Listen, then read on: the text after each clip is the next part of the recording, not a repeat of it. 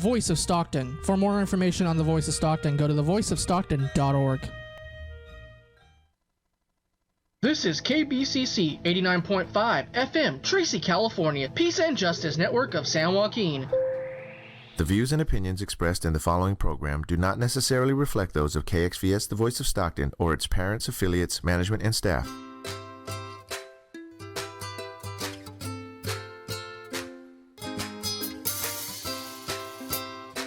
Hello, good afternoon, everybody, and happy Friday. What a delight and what a treat today. Unfortunately, on Monday, I was busy doing some other things, and therefore, we are running the Live with Kimberly show today, this Friday afternoon. For all those who do not know me, my name is Kimberly Warmsley. I'm a licensed clinical therapist and an organizer in the community. And you are watching the Live with Kimberly show. Today, I have a super sweet friend who's here in the building. I'm so excited to be in your presence. This is probably someone who doesn't need any introduction. Ms. Tashante McCoy-Ham. She is a national organizer for Alliance for Safety and Justice. There we go. Big acronyms. Now, like I said, I am a social worker and I believe in acronyms, but I have so many in my mind I can't think of everything. Right. So anyway, welcome everybody. So today we are going to be talking about something very, very special and dear to my heart, especially being a therapist who specializes in trauma. This month is the Survivor Speaks Month. And so this month is dedicated, well, it's actually a week that's dedicated to survivors who are moving through healing and action. But like I said, this is such a huge topic. Being a therapist, I continue to have discussions about trauma in like all areas, whereas it could be sexual, it could be physical, it could be environmental, it could be generational. And so this month, all of the shows were dedicated to trauma. And so as we are wrapping up the month of April, you know, couldn't be a show without having Tashante here to kind of talk about Survivor Speaks. Very excited about that. In fact, Tashante extended an invitation for me to actually attend this year. And yes, good stuff, great stuff. The best part of it all, my daughter was like, Mom, you do a lot of organizing, you do a lot of free stuff, but can you like get a check? Get paid for some of that stuff? For real. Although I would have probably done it without being paid, right. But I did get paid, so that was like super dope. Right. Yeah. And so, absolutely. So being there we were there from Wednesday to Sunday, and we're going to talk about that in this show. On all levels, with youth, with families, with healing, recovery. Mm-hmm. The best karaoke show in the world. That was like super dope. I enjoyed myself. So we're going to talk about that. Yeah. So let's kick it off and really get started in talking about Survivors Speak and the concept, the philosophy of that, and like how did you get involved in that? With the National Alliance? How did your journey begin? So, super funny that you bring up being compensated for it, because a lot of times, I mean, we could all give an account, all us hope dealers and community organizers, about how we give out of our needs a lot of times. Right. And so one thing about the culture of just Alliance for Safety and Justice, which oversees Californians for Safety and Justice and Crime Survivors for Safety and Justice, is that they really do believe in taking care. The culture is to take care of our leaders and build them up. And so absolutely that is off the chain. Absolutely. But how I became a part of it was in 2015 or maybe 2016. Because this was my fourth one. Mm-hmm. Kenya and I went as participants as, you know, attendees under Fathers and Families. They took a group of people, and we were a part of the group that went. And so she and I was just like, let's go see what it's about. You know what I mean? They said they're going to let us stay overnight, and they had different breakout sessions. So we were just game to go. it was probably 3 years. It had been 3 years since I lost my brother, and it was just at a time where I felt like I was on a rat wheel of organizing, new to the game of organizing, and just experiencing burnout. So here I come, like, okay, I'll go. Let's go see what's up, And when we got there, it was just like a life-changing experience. Absolutely. Instantly. It's just boom. And I happened to go to a session that was being led by Jay Jordan. And everybody knows Jay Jordan. And so that's why I went to that session, because I was like, I'm going to go where it's familiar. And when I was in there, it just ignited something, a different part of my heart and mind when it came to advocacy for victims. Because you hear about crime victims advocacy, but I'm one of those people, because I'm directly impacted on so many levels. There's a very thin line between advocacy and exploitation. And so a lot of times I try to stay out of those conversations or away from spaces like that. And so Survivor Speak does an amazing job at making sure they're on the advocacy side and the empowering side of advocacy on behalf of survivors, and just like really giving a voice. I tell people all the time, like, I'm the prototype of the Survivor Speak experience. I came in as a participant, and then a year later I became, I started to tell my story. So that's what led me into the relationship of being the chapter coordinator for our area.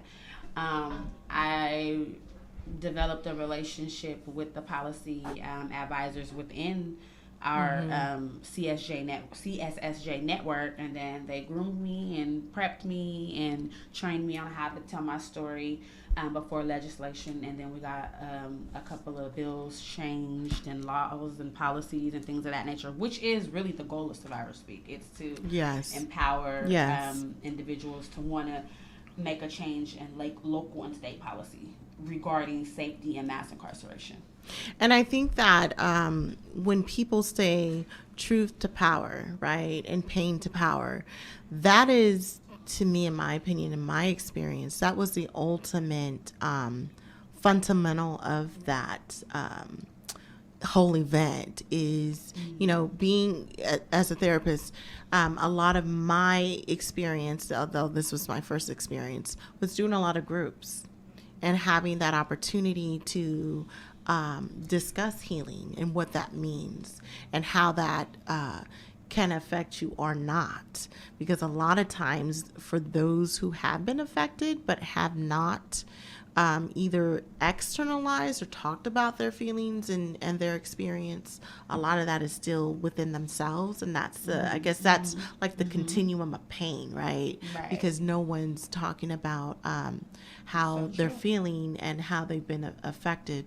I always say, this is my favorite saying, sometimes we don't talk about it because we don't understand it. So if we don't understand it, we don't talk about it. And so that was some of the most powerful experiences, and as a therapist, one thing I will say, and I don't tell this to people a lot, but I was always a professional student. Like, I was just kind of born with the ability to pick up things, and I enjoyed school. I ended up just happened to get a master's degree. Am I smart? No, I just really enjoyed school. And so did everything that I needed to do and became a therapist. However, my most heartfelt process in that was the experiences I had with dealing with grief and dealing with loss and dealing with environments that were under-resourced. And I think through those very same experiences helped kind of shape me into being the type of provider that I am, because our experiences definitely shape how we not only view the world, but how we deal with things.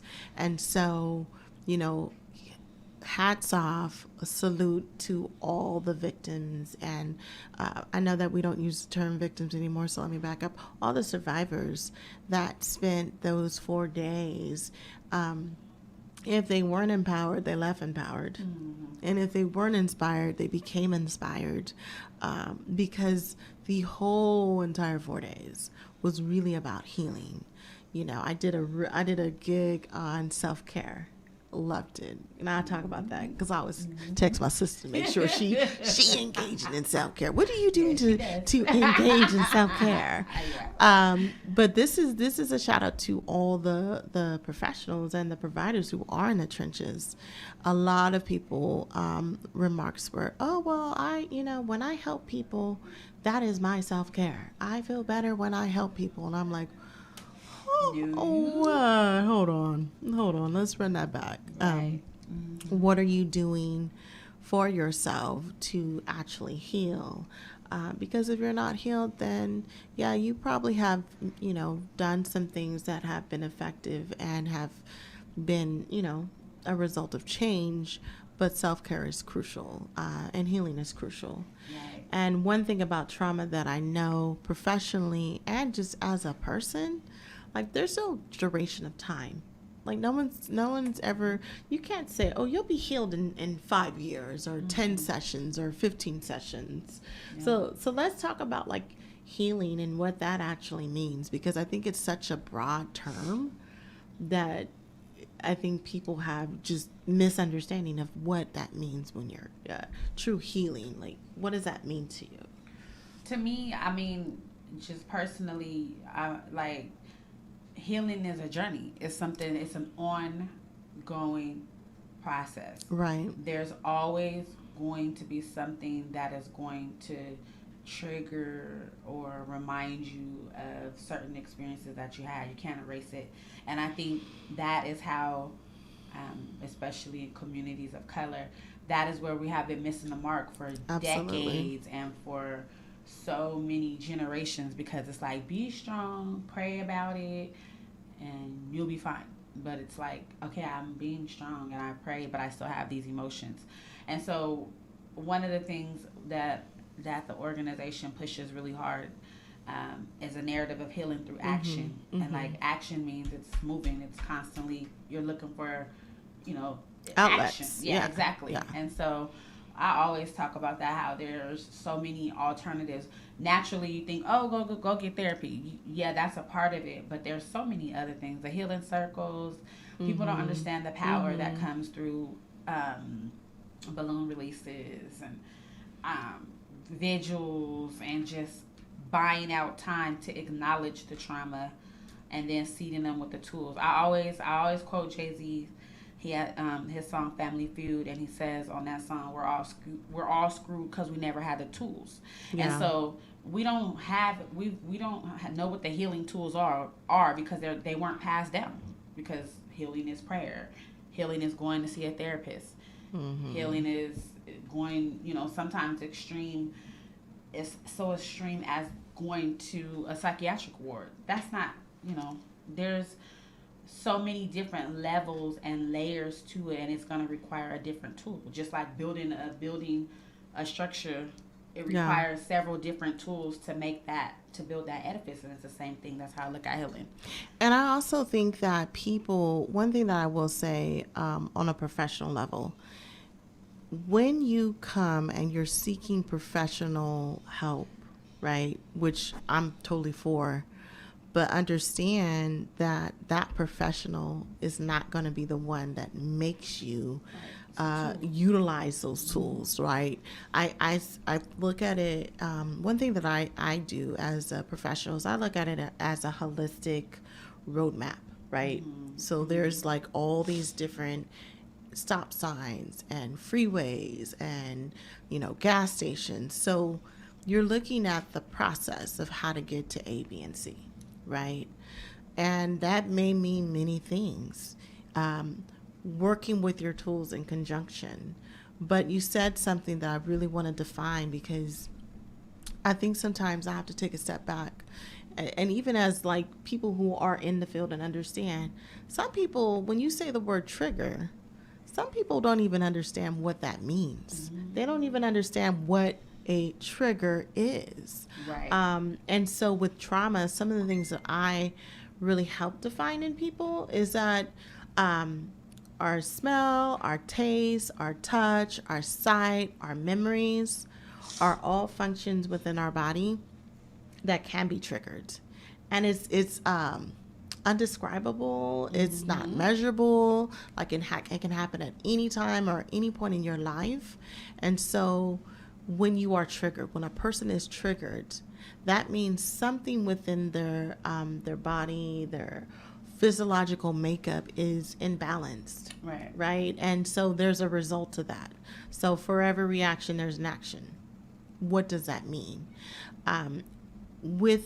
In regards to communities of color, I think that, again, we have to really break down and define these things because people don't understand. So I'll give you another example, more rounded one. So when I was at the event, I met a lady and she was just vomiting, and just, she had the chills. And someone said, "Oh, she must have the flu." I'm like, no. No.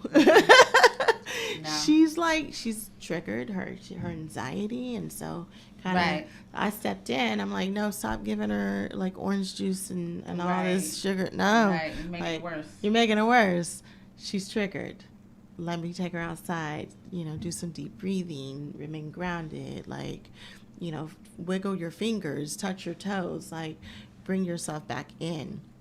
And so I'm really describing this situation because, again, I think that these conversations are so important. They're so important. And if we're not having these conversations to really touch upon trauma and triggers and our own personal path to healing, then what are we actually doing? That's true. It's very, very true. Especially with triggers. I mean, there's triggers. For example, a trigger for me is, and we have this joke in our house because DeMarco, he's a truck driver, so he goes over the road, he does doubles. So at 9:30, around 9:30 p.m., I always have this thing where I feel like I need to make sure everybody's okay, or I need to reach out, or I need to know where you are, because it was approximately 9:30 when I called my brother and he didn't answer, and I haven't talked to him since, and it's been 7 years because he passed away. Or even anyone, especially mothers who have lost a loved one to gun violence, anytime you hear of another person losing their child to gun violence, that's a trigger. That's going to trigger you. You have triggers like sexual assault victims, the Me Too movement, and everything that you see in the news, that's a trigger. Absolutely. And a lot of people don't realize that. They don't know why they feel the way that they do. And I'm like, you're triggered because of the media and what you see and what you hear, or what you're hearing about R. Kelly, and because whether you believe them leaving Neverland or not, that's triggering you because it's reminding you of why you didn't say anything. Absolutely. Or why things absolutely. So yeah. And let's talk about that real quick, because that brought me back to a place. So 3-4 weeks ago, the fatality in Stockton was, I think it was it 4 or 5? Five incidents of fatalities resulting in gun violence. So let's talk about triggers. So for me as a professional, vicariously hearing about it over and over and over and over again, cops who are responding to incidents of fatalities and gun violence who are seeing it over and over and over again. Even citizens in the environment in that very same community who are suffering from losses because the community loses too. The family loses, the parent loses, the loved one loses, the community loses, the professionals loses. Any and everybody who's involved as community loses. And so the multitude of trauma vicariously, right? Because the young people, I have a son who's 19. I have a cousin who's 17. I have a niece who's 17. Hearing about all these different incidences, even though I may not know them, it's still triggering to me as a person, as a mother, as an organizer. And I think that hearing about what happened Nipsey Hussle, you know, and that whole situation of, you know, someone retaliating and coming back and shooting him, and just seeing TMZ, I sometimes just can't stand it. But when TMZ leaked that footage of his wife going in, you know, she was saying, is he dead? Is he dead? It just brought me to a place of like, first of all, sickened to death that TMZ would run that. But secondly, I'm like, wow, like we have become a society that is so traumatized from gun violence and homicide and murders that we are all triggered, you know, and so very much so. It's like I just sometimes I feel like, especially in my community work, and I'm sure you can attest to this because we talk all the time. I feel like we're just riding around in our cars with like ambulance drivers, right? No, for real. You know, and it's like there's like so many people who are affected. It's like the need for services, the need for healing, the need for safe spaces to process is overwhelming. So, you know, I do my life with Kimberly, healing and recovery conversations. Like, you can come in, I'm gonna make you a cup of coffee and we're gonna chat. We're gonna talk about whatever. But my Jesus, Tashante, like, I'm running out of chairs. I've heard. I'm running out of chairs because that's how concerning these issues are. So what do we do? What's going to be the solution here?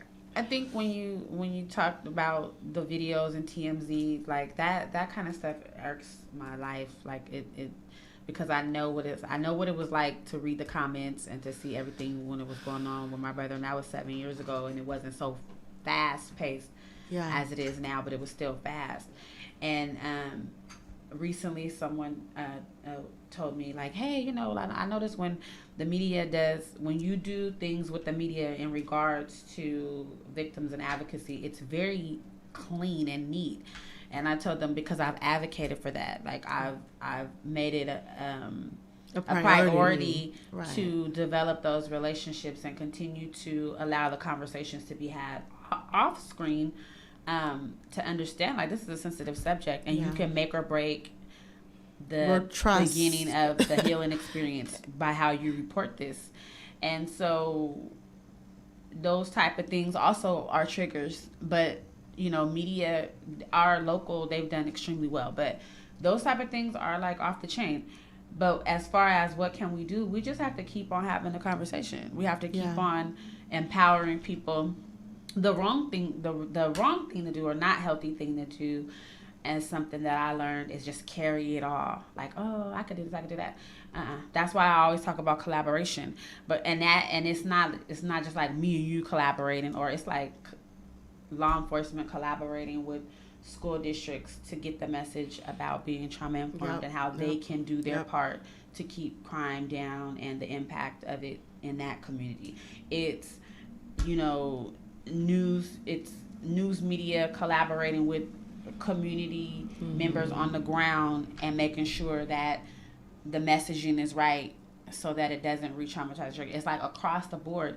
And I tell people all the time, like, I wrote an op-ed a couple of years ago, and it was entitled "A Seat at the Table," and it talked about allowing voices and all voices in, and understanding that we all have a role to play. And it goes back to shared safety, something that Alliance for Safety and Justice has been the catalyst of bringing out, and saying survivors need to be at the center of these conversations. And then you loop in all the service providers and law enforcement and healthcare providers, to always have an ongoing conversation and spaces where we're always, all the time, having a conversation about what we can do to prevent violence.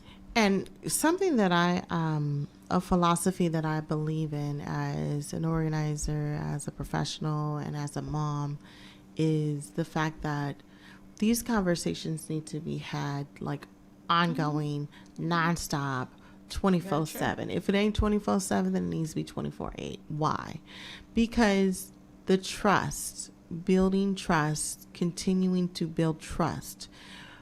I really have an issue and a problem when people show up when there's an issue. Mm-hmm. Like those, a lot of times the issues have been ongoing, but yet we don't show up.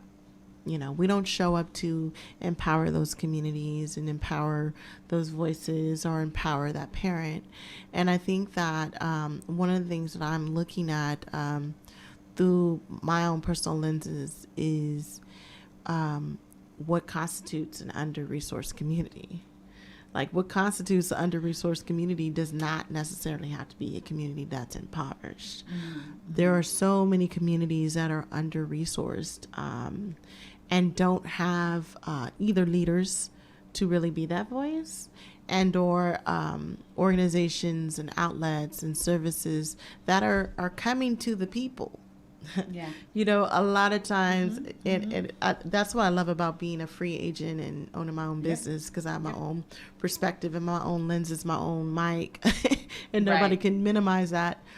Why are professional services asking people to come to them? I'm appalled. I've always been appalled. Something I've always lived, a lens that I've lived through.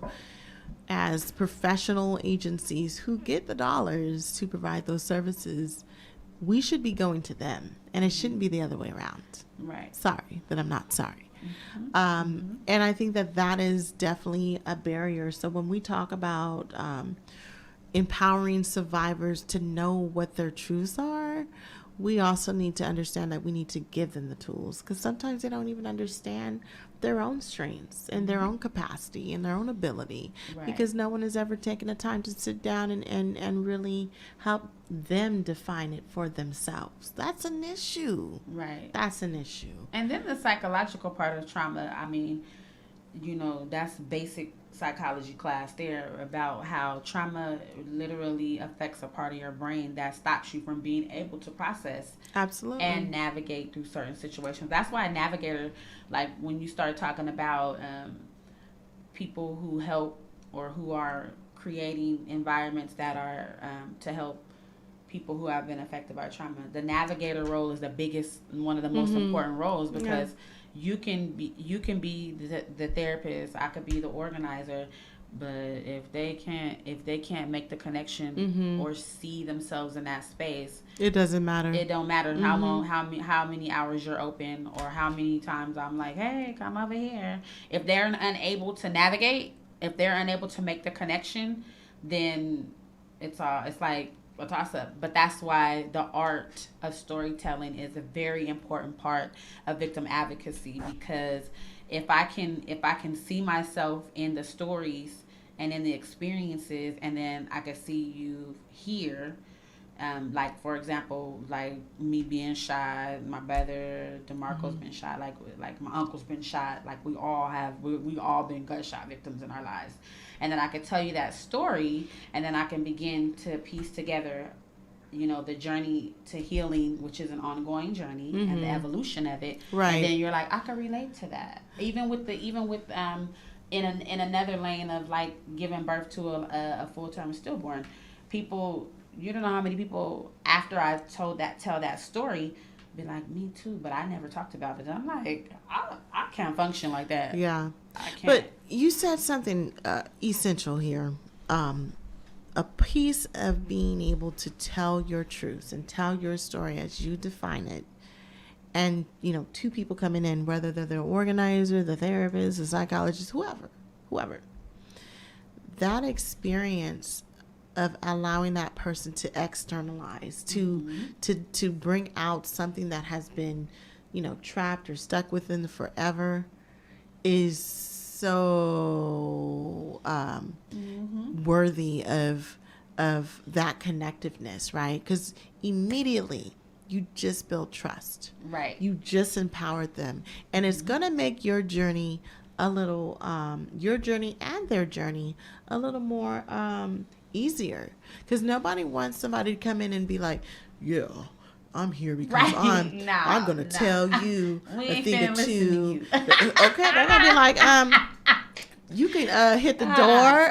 Don't let the door hit you behind when you leave. Like that allowing someone to tell their story and to actually listen. Yep. To actually listen, to lean in to where they're at as a person is, I'm telling you, do that a few times. Yeah. For you upcoming therapists and you upcoming organizers and you upcoming case managers, navigators, whatever, my personal advice to you is to develop the most exquisite, heartfelt ability to listen. That's going to take you a long way. Mm-hmm. I mean, seriously.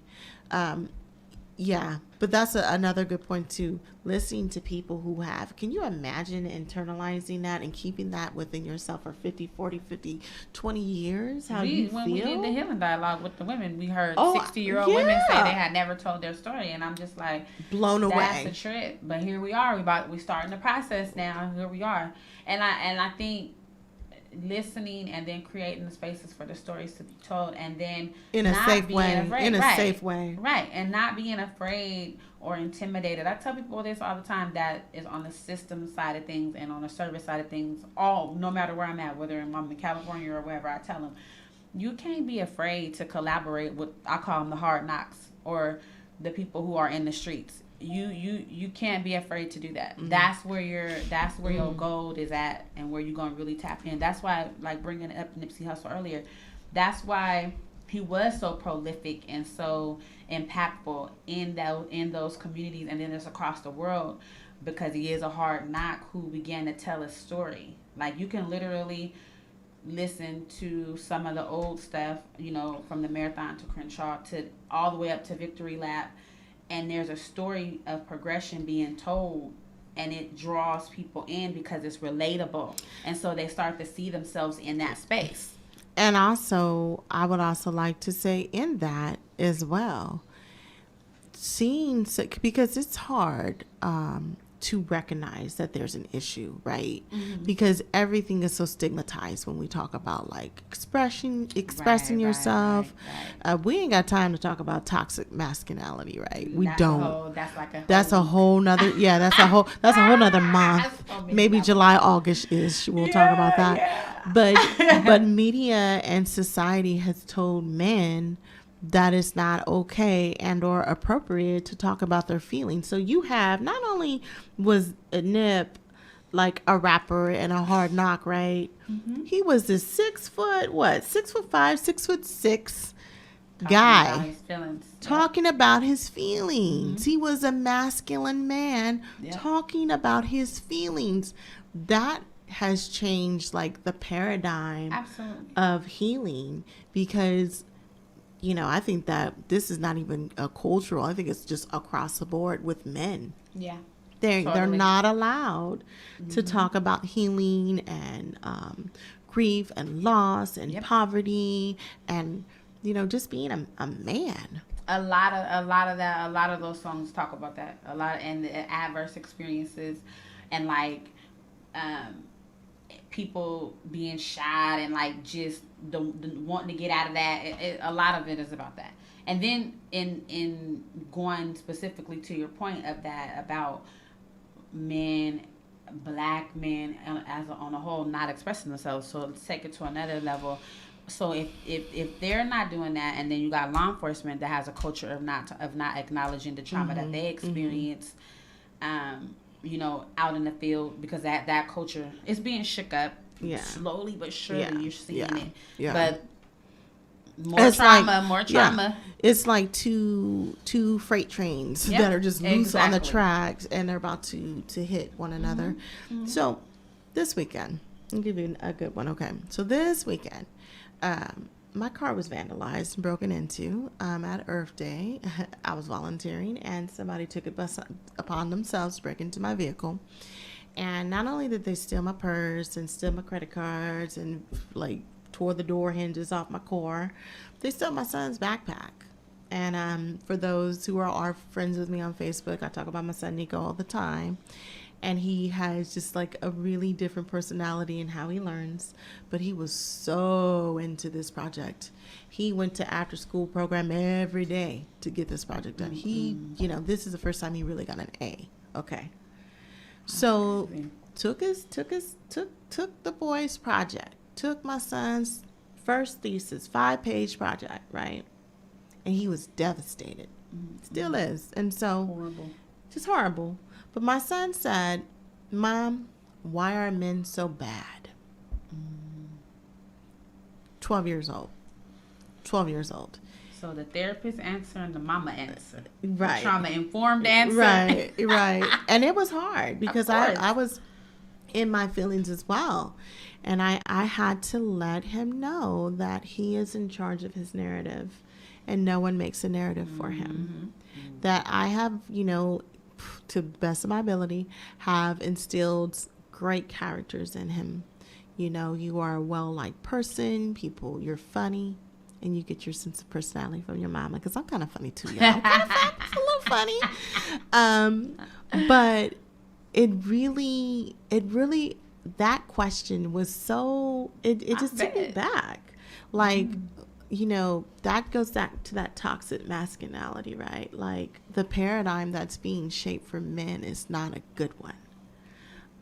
And this is coming from an 11-year-old, about to be 12. And so as we continue our flight in like trauma-informed care and recovery and healing, I really want to really explore and heighten that narrative about being a man and what that means or not to all, especially being a black man who's, black men are amongst the highest incarcerated in California. We have more incarcerated men than that of some third world countries. Like this paradigm has to change.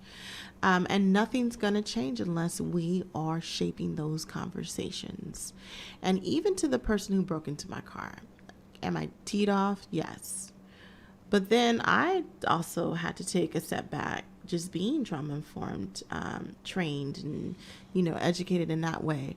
Like, what is going on in that person's mind, right, that they felt that it was okay to pull up to my car at 11:30 in the morning at a huge event, break into my car in front of everybody and ride off in my purse. Take that risk, yeah. And take that risk, like, wow. What's really going on? What's really going on? Like the desperation and the, what's that about? Right. It's true. I mean, it's hard. I know that I always say we dig deep in these conversations on Live with Kimberly show. We dig deep. That's why those healing dialogues and those conversations are important, because it begins to tap away at the layers of trauma and issues. And you always hear me say, like, trauma leads to drama. Yes. And then people start attaching all their trauma to everybody else's drama. Yes. And the recipe for disaster. But that's why those conversations that you're doing and the healing dialogues are important, because it starts. I know two people, no lie, that came to me that have been to one of the Friday sessions, and they were like, man, I needed that. And I'm just like, yeah, because we need that. We need to be able to release. A lot of us have safe spaces, but a lot of other people don't. Exactly. And so with that, let's define that. With safe spaces, like, I don't have to tell everybody like my business and where I went to school and who I am and whatever. Right. I rarely even say that. Like, I just, but I do respect that process, because that was hard, getting a license. That was hard, y'all. It almost took a kidney. I believe it. But having a space where people aren't feeling judged, like there's no you're you and I'm me, like we're all equal. Let's just talk about it. Mm-hmm. Like, let's just really have an open dialogue about you and what's going on with you and how you feeling. And I think that I did a show, like, first start with Jerome Clay, shout out to Jerome Clay, about restorative justice. Like, hoarding men in prison with no treatment, no therapy, no safe places. Recipe for disaster. That is a recipe for disaster. And I'm not saying that those people who violated my car did or weren't, or maybe or possibly. I'm not going to get into all that. However, what if we offered more spaces of healing? Right. Like that, like Survivor Speak was like the epitome of not only just therapy, but education and opportunity. I mean, there was so much food and laughter and karaoke and dinner and breakfast and happy spaces, like the nice and hotels. Staying at a nice hotel. Free. I don't know if you're familiar with the Hood Needs the Hood to Save the Hood. That organization. Off the chain. Oh yeah. Off the chain. Like, these are organizations that we need to be embedding in our everyday functions of the city of Stockton. Absolutely. I would love to see more of that. Tashante and I were kind of chatting. Like, we created like this whole visual editing school in like 3 hours just over the text line, right? More conversations in that way outside of just 1 month. Like, definitely, it should be a quarterly, once a month. Absolutely. It's like voting. Like I was telling them, like I said, I was raised. My grandpa just sit us at his feet and tell us about voting all our lives, right? Yeah. So we vote. And the one time where something happened and I missed the mark and I didn't vote, I like literally cried because I felt like I did a disservice to not just the city, but to my family. That's how important it is to me to be involved in that kind of stuff. And it was I feel the same way. Yeah, I feel the same way about when the need to talk about trauma and how to heal our communities. It's something that we have ongoing conversations about all the time. There's text message groups, whether it's Spanish speaking mothers that we've helped organize, or the Angel Mothers, or if it's a random person that was connected to me. It should be like that. Just like I told them, I was like, well, it's 2020's coming. You're going to start seeing a whole bunch of stuff about voting, and then they're just going to disappear. And then they're going to be talking about the numbers is low. Well, because we should have been talking about voting every day. Yeah, like every the junior hours, there's always a session on women in politics. Like we're talking about voting. We had the kids vote when we did when they came last year. The kids actually voted on who, after listening to the candidates talk. So I feel the same way about crime prevention, trauma, advocacy. We need to be talking about this all the time. Like, it shouldn't just be like, oh, something happened, so now, I remember a news reporter called me, I think maybe 2 years ago, when we didn't have no crime for the first month or something like that. And I was like, I don't want to do that interview because it's more than what meets the eye. Like, it's been raining hella hard, so they probably didn't. It wasn't nothing magical. We're always happy when there is no crime, but it's like, nah, but you only want to talk about it now because there ain't no crime. Yeah, and something happens, and then you see a heightened awareness, and then it goes away, and I'm just like, no, we need to keep talking about it. Like, what can we do? How can we do this? So I do Trauma Informed Tuesdays with Teacher Tay. It takes on its own identity depending on how old the kids is, but it's always about seeding those kids with understanding that we all experience trauma and bad days, and we've had adverse experiences happen, but that don't mean we got to go around doing the same thing to other people or perpetuating a narrative of repetitive cycles of drama. Right. It's important to break that cycle, and so I always use the philosophy of my grandmother. I mean, as far as I remember, like maybe even 2 or 3 every Sunday, she would make peach cobbler, and she'd make her, she'd make the crust. She was shifting the flour, something that a lot of people probably don't even know what that is. Yeah, I don't. Oh my God! Oh Lord Jesus! Must be something good. Okay, shift the flour. So, interestingly, every Sunday, I think my grandmother passed away when I was like 26. So from when I was 3, she would every Sunday, come on, get the flour out, get the butter. You ready to shift the flour every Sunday. And so when I think I was like 21, I said, Grandma, I know the recipe by now, right? You've only been doing this for 20 years. And she said, that's okay.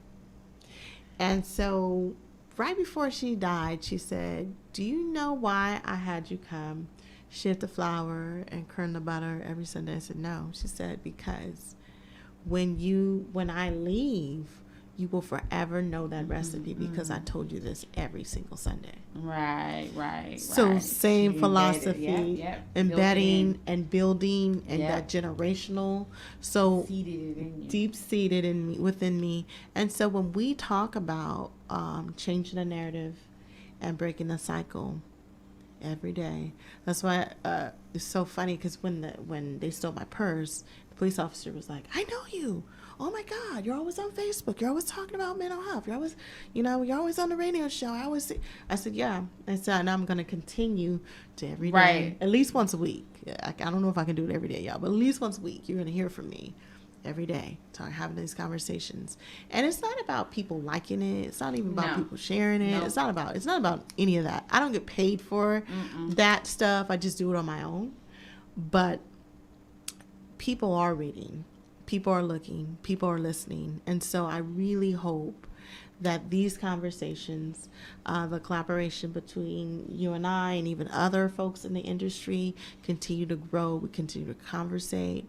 Why? It's not about liking somebody more or whatever, how you feel about A, B, and C or 1, 2, 3, whatever.